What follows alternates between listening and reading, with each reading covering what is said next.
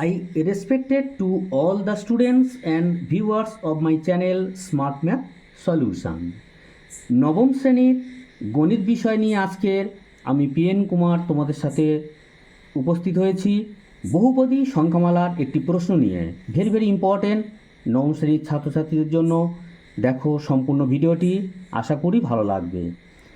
কে এর মান কত হলে 4x² মাইনাস kx প্লাস 1 এর একটি উৎপাদক x মাইনাস 1 হবে?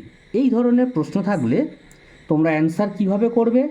প্রথমে যে উৎপাদকটি হবে বলবে সেটাকে 0 দেখাবে। x মাইনাস 1 ইজিক্যাল টু 0, ওখান থেকে x এর মান বের করো। x ইজিক্যাল টু মাইনাস 1, ডান দিকে গিয়ে প্লাস 1, x এর মান 1।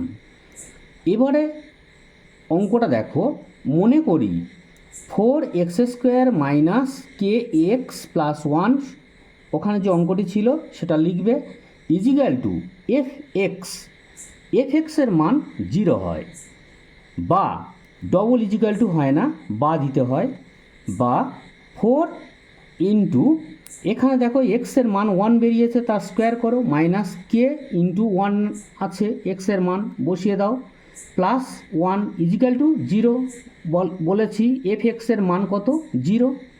বা 1 যতবার গুণ করো 1 হবে, 1 এর সঙ্গে যে সংখ্যা গুণ করবে সেই সংখ্যাটি হবে। 4 বসিয়ে দাও, মাইনাস k এর সঙ্গে 1 গুণ করলে k হয়, প্লাস 1 ইজিক্যাল টু 0। বা 4 1 দুটো যোগ করো 5 হয়, মাইনাস k ইজিক্যাল টু 0। বা minus k equal to minus 5, plus 5টা ডান দিকে গিয়ে মাইনাস 5, দুদিক দিয়ে মাইনাস তুলে দাও, বা k ইজিক্যাল টু 5। অতএব নির্ণেয় k এর মান 5।